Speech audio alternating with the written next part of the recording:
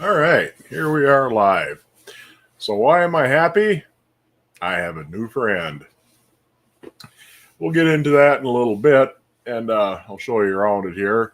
Let everybody get in here and get settled in quick, and take a look at my new stove. Tickled to death with it. It's a really pretty thing, and like I said, I'll show it to you a little closer here in a bit. Other than that, we'll say hi to everybody here quick, and anyhow, there's Pat Z and Dan. Good to see you. Cowgirl Jewel being blown away in Colorado. Got Billy Lee. Yeah, that skillet, that's definitely looks like a Southern Mystery skillet. I have seen some of them that have that kind of X on the that X mark on them. So, and it's Southern Mystery skillets. They usually have. I've got one, but I don't have it right close at hand. They have really tiny pore spouts on them, and they tend to be really variable in their quality. A lot of different people seem to have made them. A lot of them are recasts of recasts of recasts, and some of them are pretty decent. Pretty decent quality. Some of them are pretty rough. They're nice pans though. A lot of people really like them. They're good cookers, and definitely a cool thing to have. Fuzz Fork, Chris Salverson, good to see you guys. 76 degrees in Texas. It's right at 32 right now here. Chris Fuzz Fork. Let's see here. Rick Green said hi to you guys. Cynthia, Billy Lee. Let's see. Handsome Stone. He'll be around. Raymond. That's about it. Got everybody said hi to here quick. Get back to the ends of the comments here. Like the color of the new stove. Yeah, it's a beautiful stove. We'll get her a little bit closer here and everybody will be able to see good. Making pumpkin pie. Practicing for the holidays. Yeah, pumpkin is good pie. Needy, you made it. Yeah, got myself a new stove. And we'll take a look at her here right quick. Let's see. I think that's everybody here. Anyhow, yeah, first of all, I got a new pan over the course of the week too. Shiny. This one's chrome plated, and that is a Sydney. It's got the star below it there. Another number 9. Like I said, it seems like I always wind up with 9s for some reason. But Sydney, right there, that was when Wagner owned Sydney. There's the Sydney Hollowware Company, and some of their older ones have a cursive script, just the word Sydney. Those are really nice skillets. But I got that, and that's pretty cool. That's nice and shiny. Yeah, the idea behind plating them was to prevent rust, because the chrome or nickel wouldn't rust. Pretty much it. They weren't any more nonstick than regular cast iron, and the plating tended to wear out of the bottom pretty quickly. It didn't. It had kind of a shadow effect because just the shape of the pan and the way electricity works. So the plating would be a bit thinner on the cooking surface and tend to wear out faster. But let's get to the stove here quick. Never seen a Sydney with the star, just Nationals. Yes, some Sydney, some Nationals had a star on them for some reason. Let me get the chair out of the way.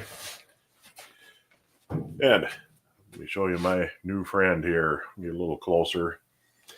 This is actually a Jungers wood stove. You might have heard of Jungers stoves. They're famous for making oil burning stoves. They're usually kind of an upright console. They have a brown wood grain enamel on them. Really great stoves. A lot of old farmhouses had them in there. They'd have a wood cook stove in the kitchen and a Jungers oil stove in the parlor. Let me see if we can get close enough here to see the name. We're on wheels, so we can move it in. But there's a Jungers. I saw this on an auction site, and everything looked really good. The firebox looked great. Everything looked to be in good shape. So I went up, took a look at it, and it did indeed was as good as it originally looked. I'll show you the inside of the firebox here quick.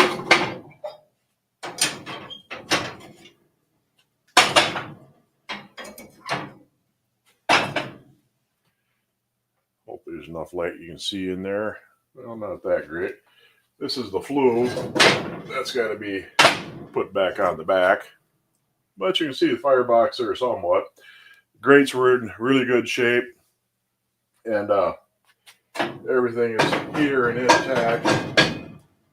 Took her all apart, had a look at it. There's no actual repairs that need to be made.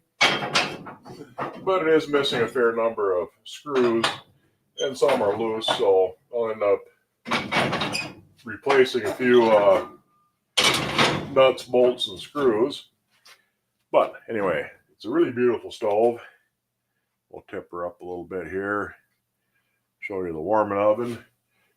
These roll up like that. I thought that was kind of neat. But got that.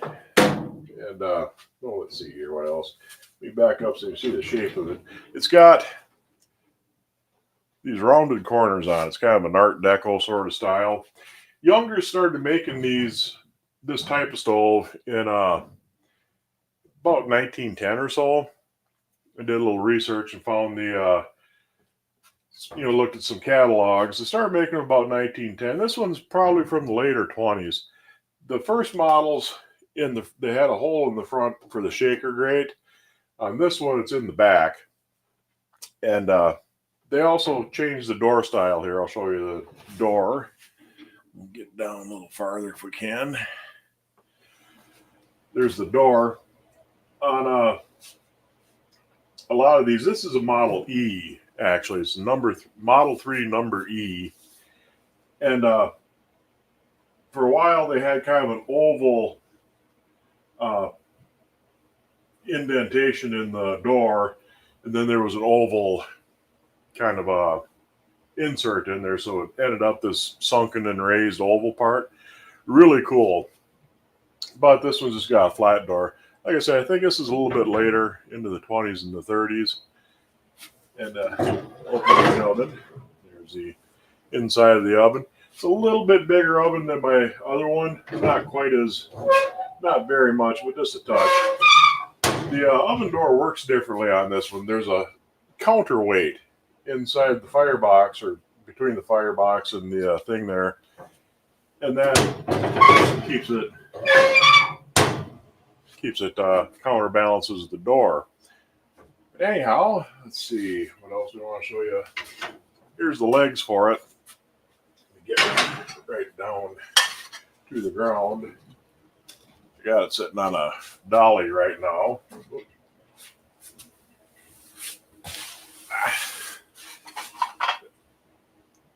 Where you can see what's going on. There's the cat. But the leg, let's see which side would be easier to show you. Probably here. The leg slots into here, like so. There's a screw that holds it on. Then this trim piece goes on. So that's what it'll look like with the legs on. Got them off right now because I don't need them on there right now because it's on the dolly. But yeah, there's that trim piece that goes on there with the legs. Get back up here. I gave it a wiping down, but it needs good thorough scrubbing yet. Move that ahead. Come up again. And it's got the reservoir there. It's got a copper liner in the reservoir. Pretty cool. Let's see here. I think that's most of the high points. Spinner here, and we'll take a look at the end.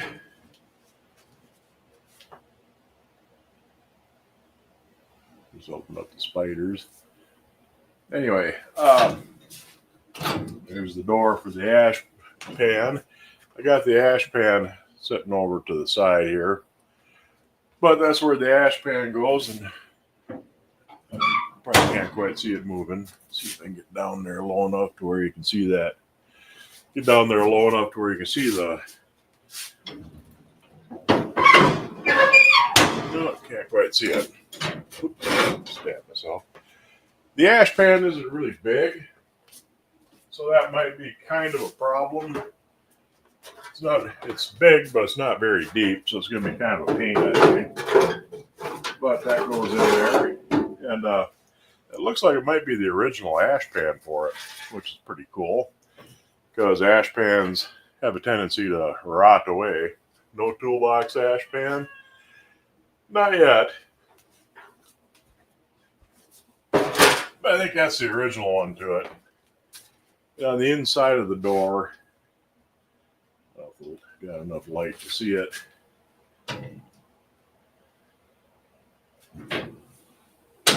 It says it's a Jungers stove and Range Company, Grafton, Wisconsin. It's a Model E number 3. So there's the ash door. That's the draft for the air. This is kind of a check draft above the fire, which is nice for burning coal because a little bit of air over the top. You can't move the stove by yourself. You probably could. It rolls pretty easy on this dolly. But we'll turn that around. Get us back over here where we can see less of my mess and see the stove again. But I am just tickled to death. Don't think it was used much.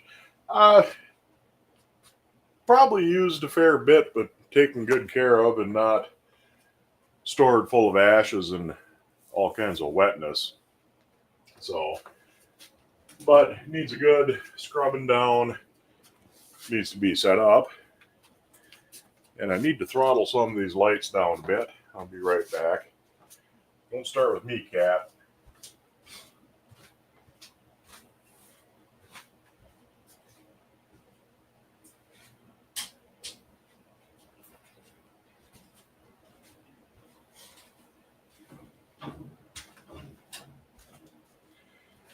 And one more needs to be lightened up just a bit.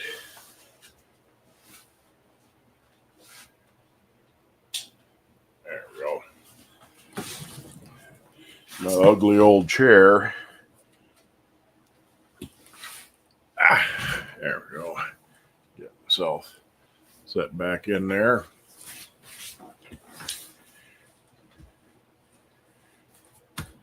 It's cat approved. Yeah, she's been climbing all over that. She's been using it for a cat tree. A lot more is going to be used for a stove. It's going to take me a bit to get it set up. I got to get my old one taken down, get that all loaded up, and then get that set up. So probably won't have it quite done by next Tuesday, but the Tuesday after that I should. The enamel looks great. Yeah, there's a few chips here and there, a couple of chips on the legs, but nothing really significant. It's a beautiful color. It's in really nice shape. It's been well taken care of. The right question is, what did it cost me? It cost about half of what they usually go for, actually. I paid $450 for it, and with the auction fees and tax and all that, came to $500.50. Normally, these sell for anywhere from $800 to $1,500. So, got a hell of a good deal. So, I was just tickled to death. The auction closed a week ago, Monday night. So, that's why I was tickled about last week, knowing that I was going to actually get it. And went up, loaded it up, hauled her back, and here we are looking at my stove. Like I said, it's probably going to take more than a week to get it set up because, like I said, I got to get the old one taken apart and moved out. What I'm going to do with that is I'm going to consign that to an auction. They're over towards the Twin Cities. They usually get pretty good price on them, on things over there. And it's not going to go for a huge amount of money, my old one. And it's not beautiful stove. It's in good shape, but it's far from perfect.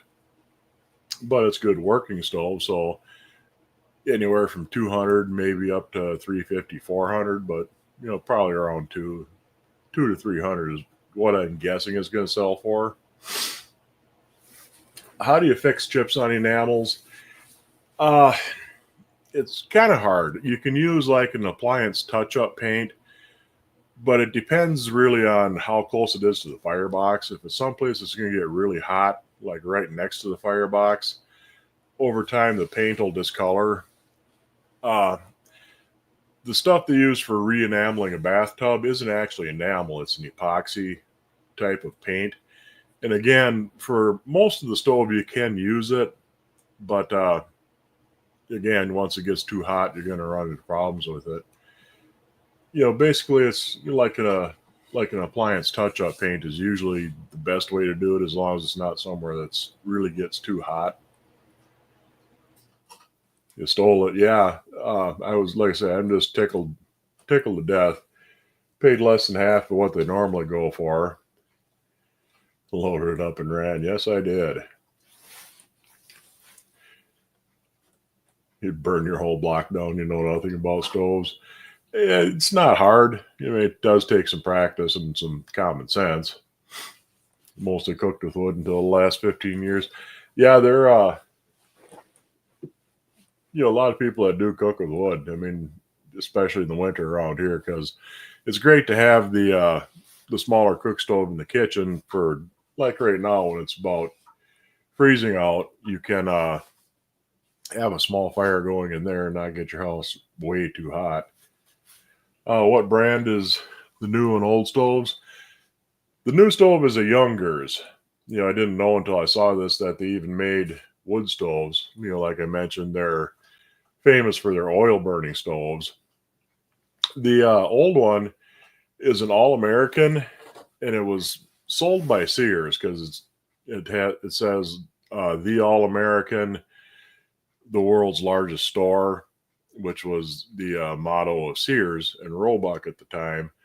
So that's probably from the late 20s, mid 30s, the old one is, and fairly sure is made by American Stove in Shakopee, Minnesota, and made under contract for Sears, and they sold them through the Sears catalogs.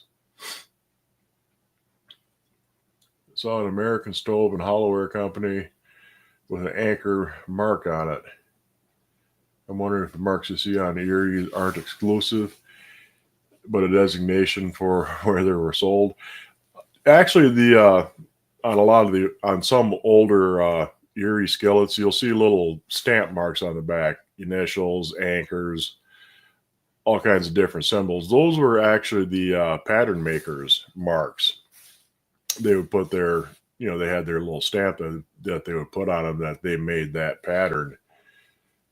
Because pattern making was a skilled trade, and a lot of tradesmen had their own little stamps that they would put on things to identify it as their work. So it's might have been the same guys using the same marks, might have been something a little different, but you do see pattern makers marks on a few skillets and sometimes other cast iron things too. Did the company that made your new stove happen to make pans to go with it? Not that I'm aware of. Did my book come today? I haven't checked my mail yet. I haven't had a chance to get down there. I took a nap this afternoon. But as soon as we're done here, we'll see with that. And speaking of bread, one of my coworkers asked me for some of my sourdough starter because he doesn't have any and he wanted to try to make some sourdough bread. So I got that revitalizing. It's been sitting in the fridge for a good year and a half. Been sitting there dormant in the fridge. So it should take right off. I have one stove you need legs for. It's small with 4 eyes. Has 714 on it. Looks real close to a Martin, but this one has no name. Grabbed it because you're on the Norfolk SSN 714. Cool. There are, if you do a little internet searching for vintage wood stoves, things like that, there are companies that have parts for some wood stoves. Other than that, it's kind of a catch and catch as catch can for wood stove parts. Some antique shops have them. There's a antique, old-fashioned antique store not far from me. He has tons of old wood stove parts, but you'll find them around. I mean, it takes some searching sometimes, especially to find something specific. But it takes a little bit of luck and a little patience. I bet this stove will bake a beautiful loaf of sourdough. Yeah, once I get her set up, Heather, you and I will have to try and set up a stream together, do a little baking, get this one broke in good, and we'll see how it goes. Since I have reawoken my sourdough starter, that'd be a good use for it to make one and make a loaf in here, and we'll figure something out. Hopefully get a little stream going, because StreamYard has a feature where you can stream on both your channels at the same time, and that'd be pretty cool. We'll have to get together and figure it out. Old cook stoves can still be found in West Virginia. Yeah, they're around. I mean, they're not really hard to find one. Harder to find one that's in good shape. Harder still to find parts for something specific, but you can. Yeah, Kitty's running around back there. She's in love with the stove. I'm sure she'll change her mind when it's actually going and has a fire in it, but she's playing around for the meantime.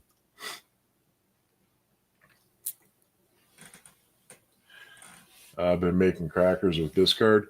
I haven't tried that, but it's been a while since I've done anything with my sourdough. But I guess you can with your discarded starter when you're feeding it. Just kind of just fry it up, I think, don't you?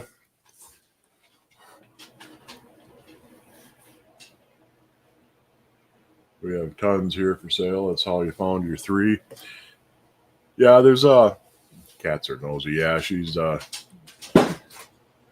running amok again. I suppose she's gonna start attacking here soon. Don't start. Don't need to repeat the last time. But anyhow, yeah, there's plenty of stoves around. If you're looking for something, you'll find it eventually. The big thing is you have to really take a good hard look at what condition the firebox is in. The grates will go bad. I mean, especially if they haven't been stored right or cleaned out good before they were taken down and put in the shed or the barn. A lot of them sit in the barn, but they got a ton of ash still in them. And over time, the ash will absorb moisture out of the air, and it gets corrosive. It'll start eating away the sheet metal, eating away the grates on them, and a lot of times the grates will burn out too, especially if they've had a lot of coal burned in them. Burning coal is hard on the grates. And they'll just burn out after a while. But this one, like I said, if you want to get a stove, make sure that the firebox is in good shape and there's no big rotted out rust holes in there. A lot of times the fireboxes or the ash pans will be bad, because that's of course where most of the ash ends up, and they tend to rot out fairly quickly. But it's not usually a big deal to replace an ash pan. You can build one. For my old stove there, I built one out of an old toolbox, used that for a couple of years, and I finally built a stainless steel one for it. So the new owner is going to be happy with a nice stainless steel ash pan that'll last pretty much forever now. Like I said, the one for the new stove, that's kind of a shallow ash pan. Might be a bit of a pain having to dump it a little more frequently, but still in all.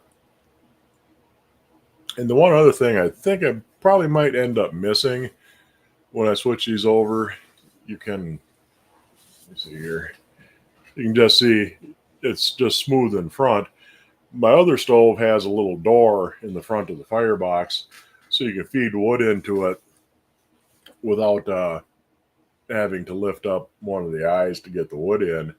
And it's nice when you got a piece that's that much too long because you can just stick it in there and it'll go. You all see her zip by really fast. Yeah, she's tearing around here. Found an R&E gem pan. Your research doesn't show any 8 oval like this one. Wish I could send a pic.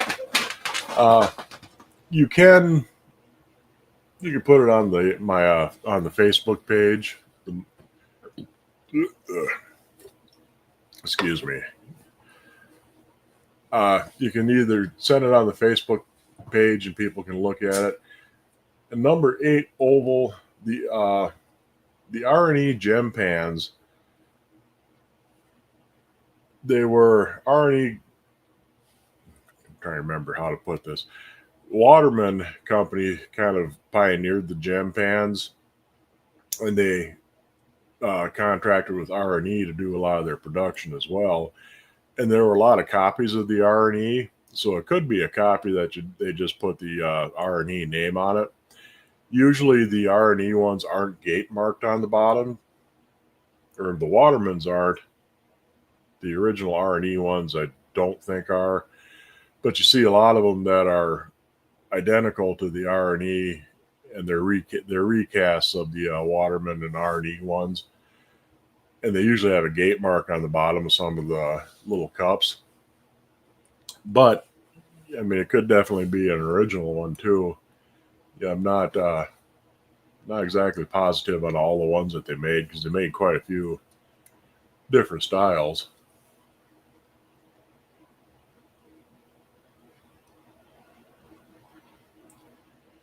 I found another number 8 knob handle BSR and another BSR 7 Red Mountain. The skillet was horrible. We worked on it 5 or 6 days. Yeah, some of them you can really put a lot of effort into, but I haven't really found one that's beyond repair. I mean, there's some that are pretty pitted by the time you get them cleaned up, but they're still usable generally.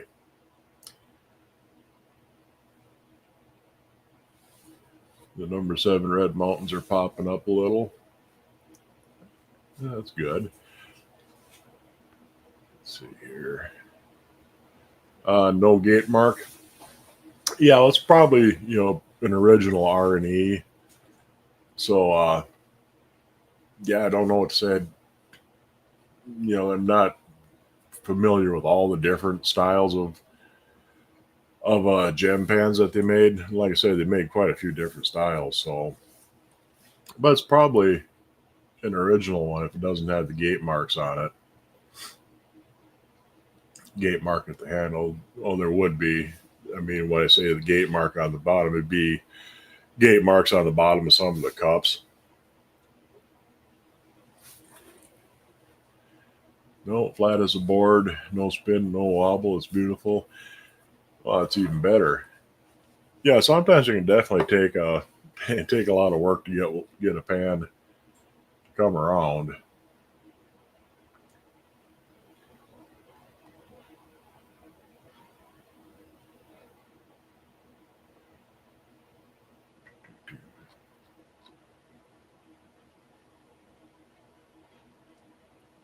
Back up here, I think I missed something.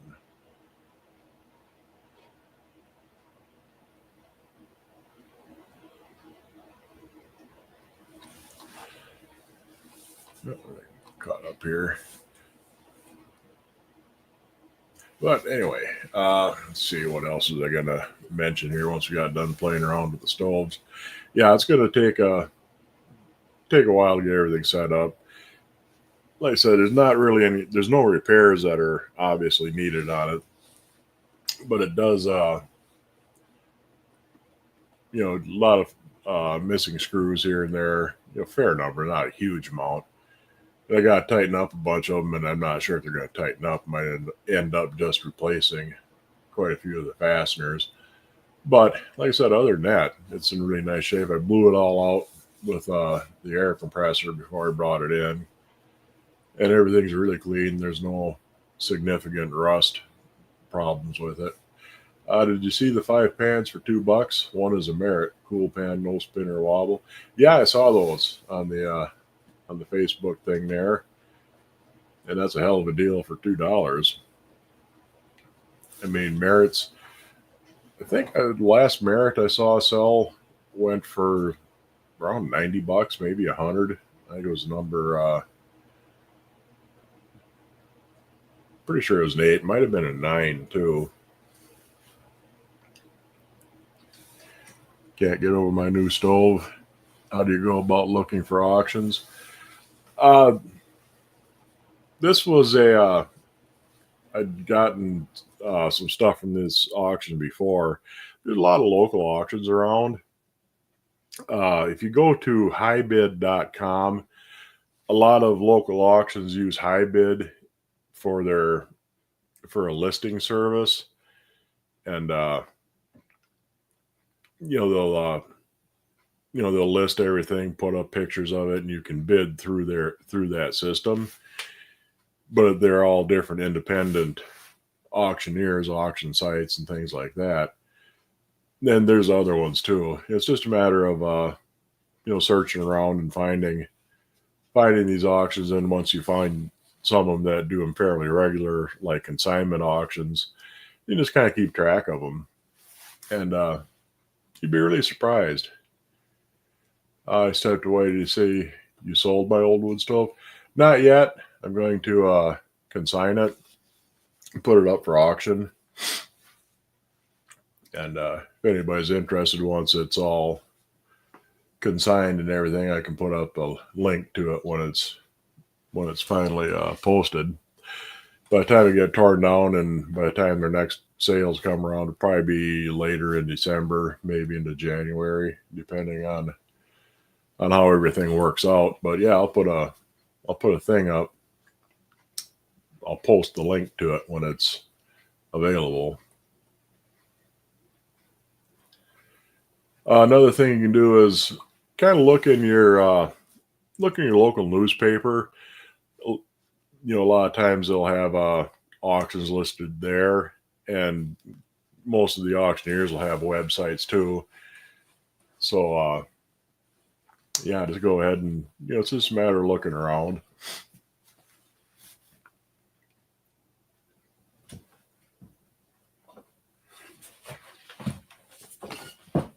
Cat, why are you attacking my foot?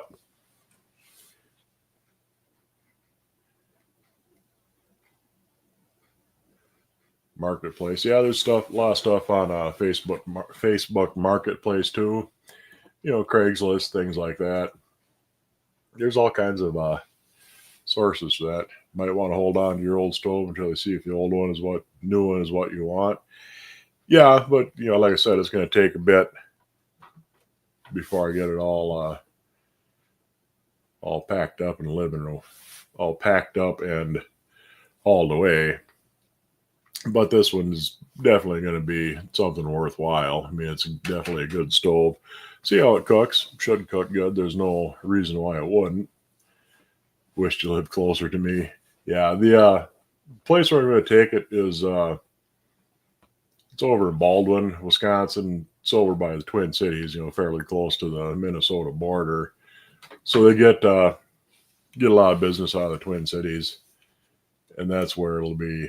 You have to go pick it up there, but if it's too far for you to drive there, it's kind of pointless to spend $300 worth of gas to get a $200 stove.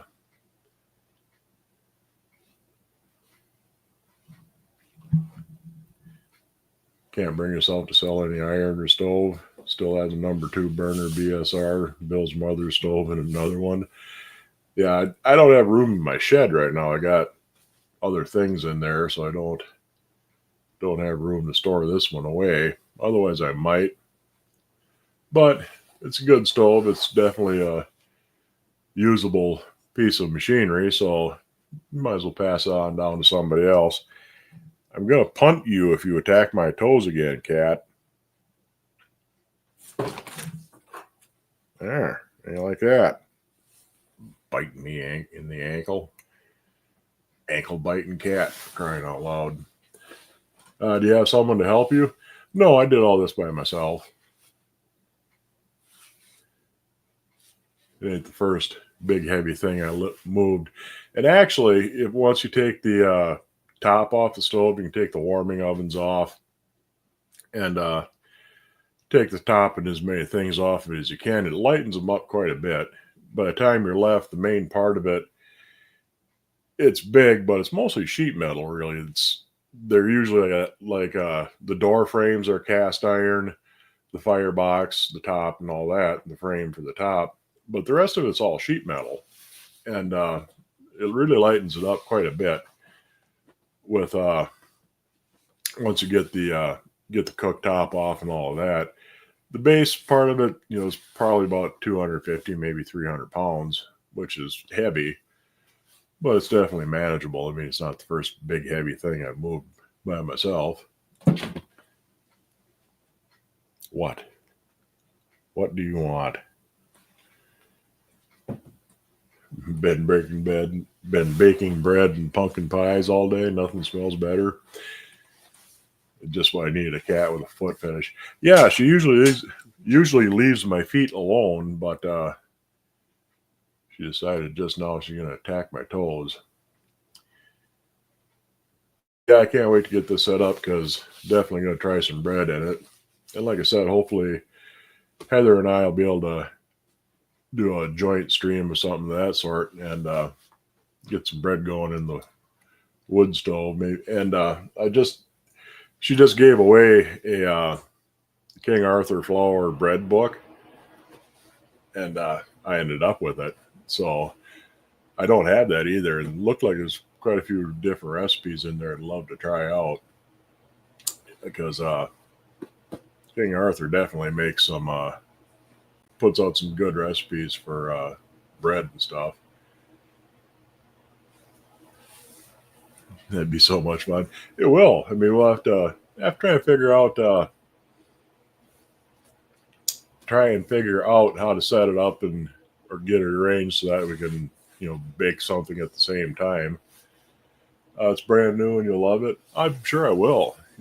I've seen I've seen other people that have them. And they mentioned the King Arthur book quite a bit. So I've been meaning to get one, and now I've got one.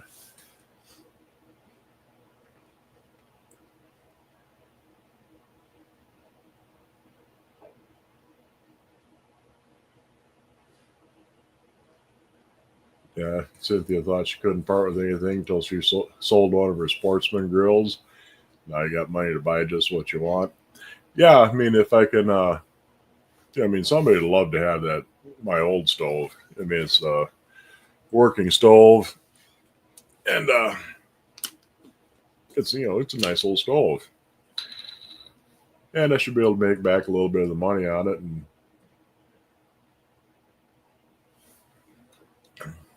be even less invested in my new one.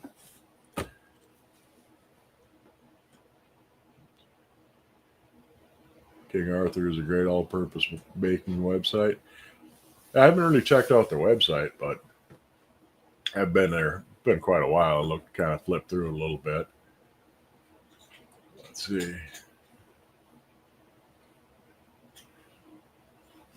Took on a sheetrock job for iron money. Yeah, you got to do what you got to do. And sheetrock is one of those things that's got to be done.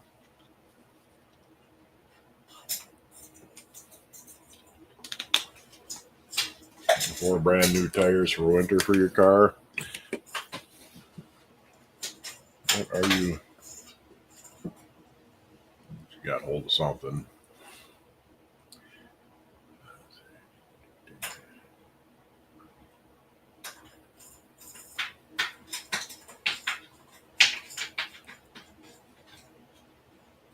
You silly cat, you. Yeah, I had to fire up I got an old Ford van.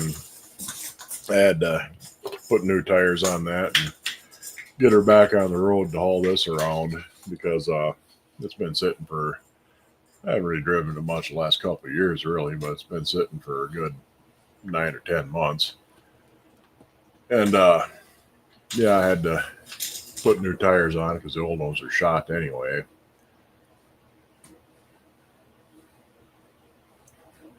But at least with the van, once I get that loaded up, I can just load it up and leave it sitting in there until I can get it hauled away. So it'll be somewhere weatherproof and nice and dry. Bill keeps on buying pans for $2. I'll let him work on my pans. It's even better if you can find somebody else to do the sheetrock job. You just kind of line up the work for them, keep them busy, then take their paycheck when they get home.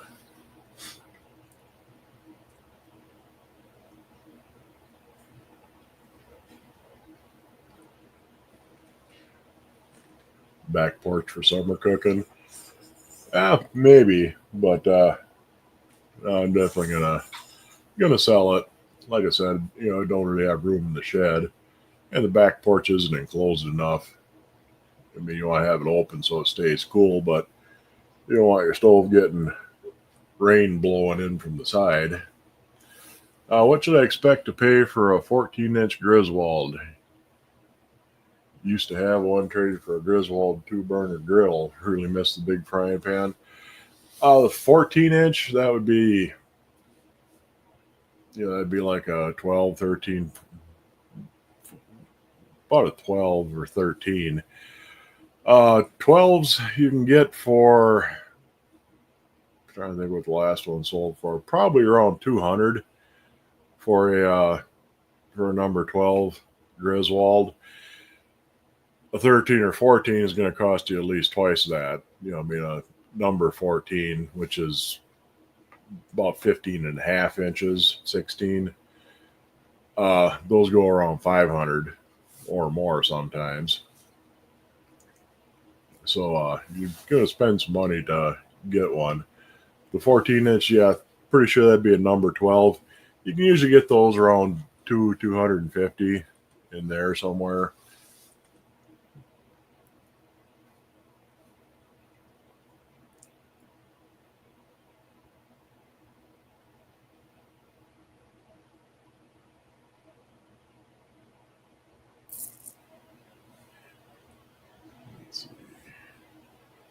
Next to none, you're low on cash, going into debt, and so sold it.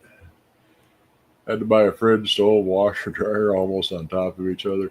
Yeah, it's always a pain when that happens. I mean, appliances are like light bulbs. Usually you get them all pretty much at the same time, which means they all pretty much die at the same time.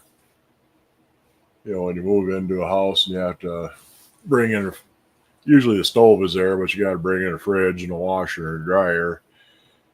If you get new ones, they'll last you for quite a while until they die, but it seems like they all die at the same time. It's like light bulbs. You put in all the light bulbs when you build a house, and after that, they all burn out at the same time.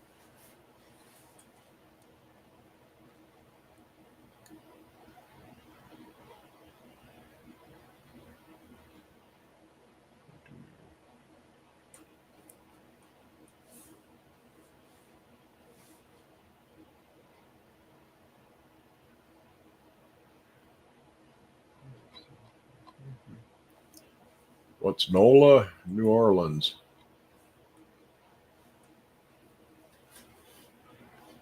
Or North Louisiana. But usually New Orleans.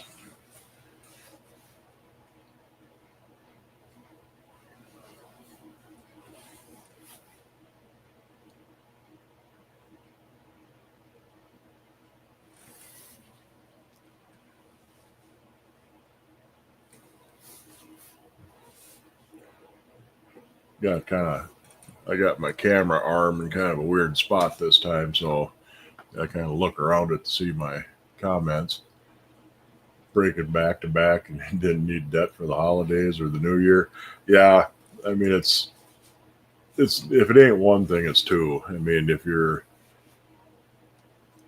appliances are all doing good, you'll have 3 different breakdowns in your car all at once. It seems like never quite ends. So in a month or so, you and Needy can do a baking show. Yeah, I'm definitely hoping to get that set up. Like I said, it's going to take a couple of weeks probably to get the stove all put in and set up. What do you think a 2-burner Griswold griddle will go for? It's marked 8, and the 908 mark on it. The griddle, big rectangle griddles, usually the Griswold's 130. I want to say about 130 up to maybe 175. I've seen them go for.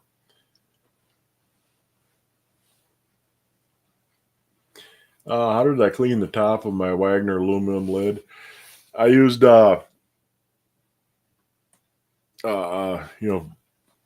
blue cap, easy off to get the grime off of it, and then from there you just you can sand and polish them. It's kind of hard with the raised letters on there though, but try some Mother's mag polish for mag wheels. That works really good too. That might do it just by itself. If it's really rough though, you might have to wet sand it. Start with like 400 grit and work your way up to into the thousands, 1,000, 1,500 grit, and then polish it. That'll give it a real mirror shine. But yeah, just try clean it off good. Make sure you got all the gunk off with the blue cap, not the yellow. Use the fume-free blue oven cleaner to strip it down, and then try Mother's mag polish on it and see what that does for you. If you want it shinier, then you'll have to sand it a bit. What do you use to get the corners clean and rust-free on a breadstick pan? E-tank isn't getting in the corners, and you rotated the pan. Yeah, vinegar bath is probably the best way really for like corn stick pans, things that got really intricate, fine detail stuff like that. Because with electrolysis, you'll get a shadow effect because electricity is going to follow the path of least resistance. So the parts that are closest to the electrodes,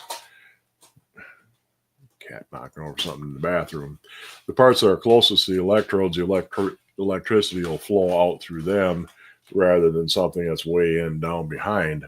So yeah, vinegar bath will definitely get the rust out of there. Soak it for a couple hours, scrub it up. Some people say less than that. Kind of depends on how rusty it is. But just keep soaking and scrubbing with a vinegar bath, and that'll get in there. And yeah, you'll need some kind of a brush to get down in there. The little stainless toothbrush kind of things work good. A grout brush works real nice for a lot of stuff.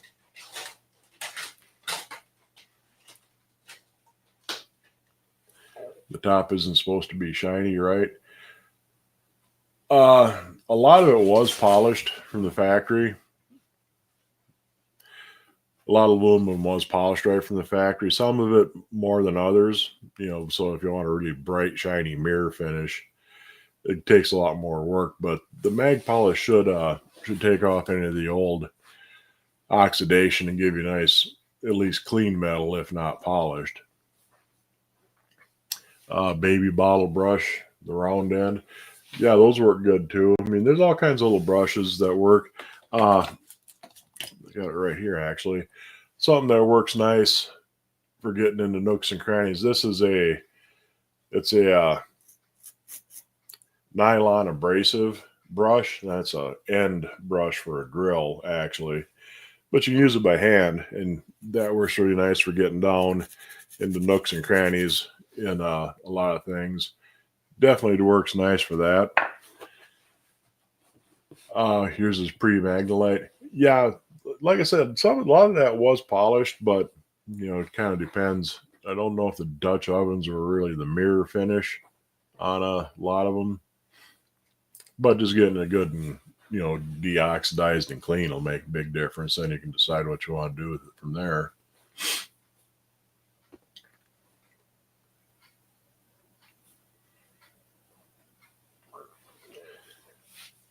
Handsome Stone's back. Howdy. It's good to see you. But yeah, that's I forget the brand name of those, but that's they make different grits. It's not really terribly important, what grit it is because you're using it by hand.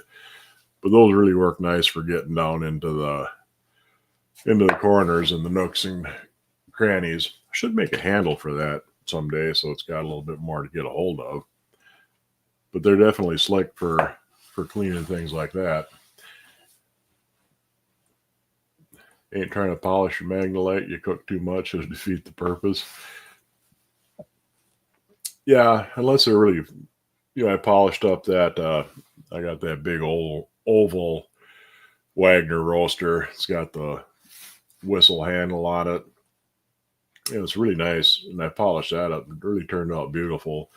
But if you use them a lot, they're gonna get grungy again. But they will. They'll look better if you clean them up. Can you use drain cleaner for a lye tank if it says 100% lye? Yeah, you can. That's what most of the lye you find is drain cleaner, but just make sure it's 100% lye. Some brands like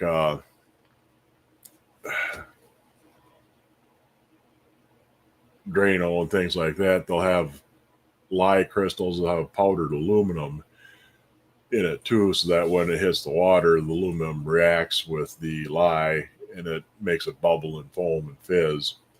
But yeah, as long as it's 100% lye, that's what you want to use. Looks like a power tool brush. It is. That's an end brush meant to go into a drill. Like I say, I just use it by hand for getting down into the corners. Works fantastic for corn stick pans. If your hands can handle it, you want to cook a turkey in your Camp Chef Ultimate Turkey Roaster. Looks like a beer can chicken pan on steroids. Yeah, I've seen those. They look like the beer can chicken pans. Got a big cast iron cover over it.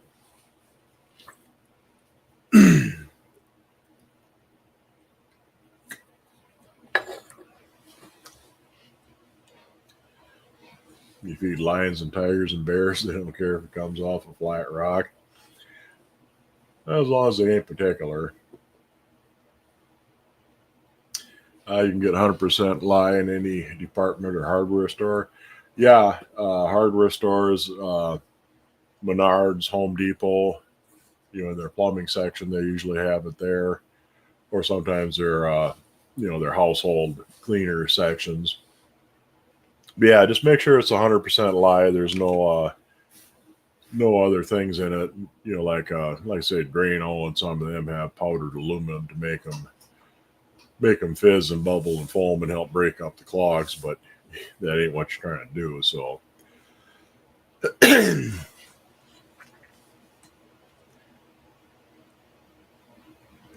Love that new stove. Wish you were closer, you'd buy it. Well, it ain't for sale yet.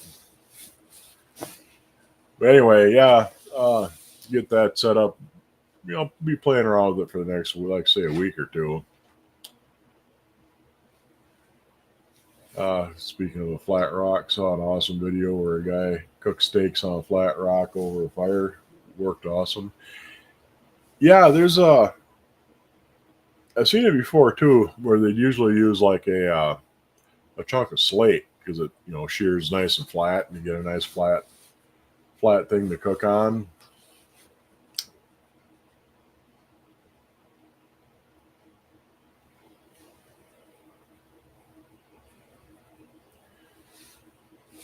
Husband and his gang, friends do pretty good too. Love good food. Yeah, I gotta love good food. I mean, that's one of the things worth doing.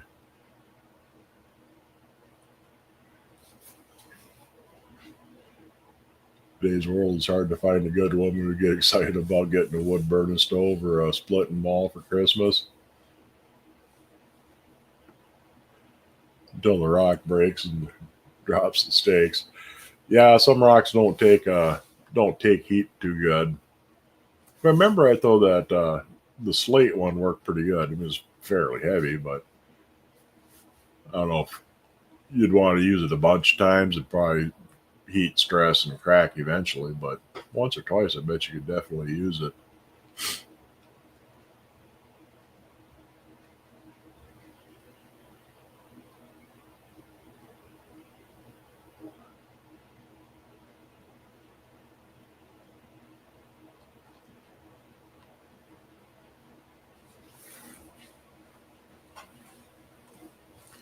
Would have joined them eating it.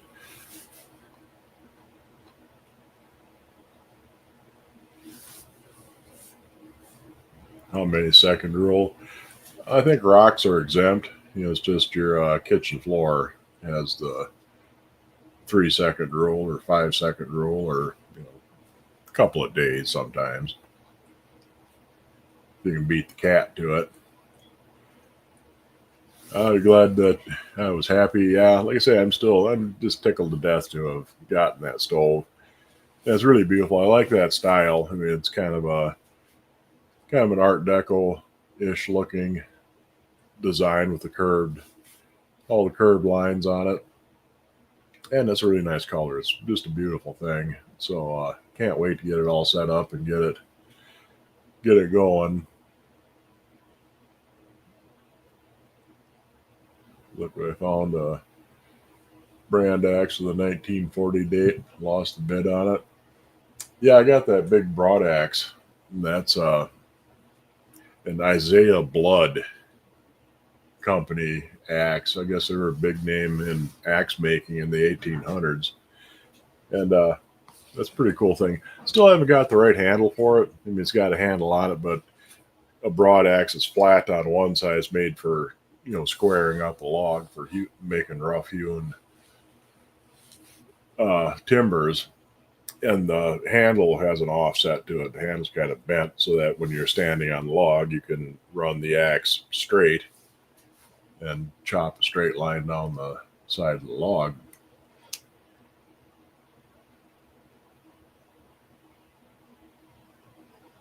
Nosedive straight at it. Yeah, broad axe. Yeah, I've shown it before. I don't have it handy, but I mean, it's a big, wide thing. And it's an actual blood axe. So they're, like I said, they were a big name for axes back in the old days. Next, a kitchen renovation is designed around your new stove. I don't know if I take it that far, at least not yet. But anyway, been here for about an hour, getting things wrapped up now. So I'll see you guys next week, and hopefully I've made some progress on the big stove projects. And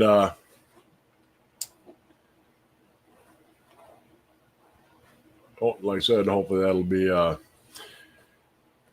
underway with that. Some other things, whatever else comes up in the meantime, whatever we end up chatting about, pretty much the same as always. It's always a good time just to hang around and bullshit with everybody. So I'll see you guys next week. Thanks for stopping by. Still tickled about the stove and probably will be for a while yet. And see you guys next week. Bye.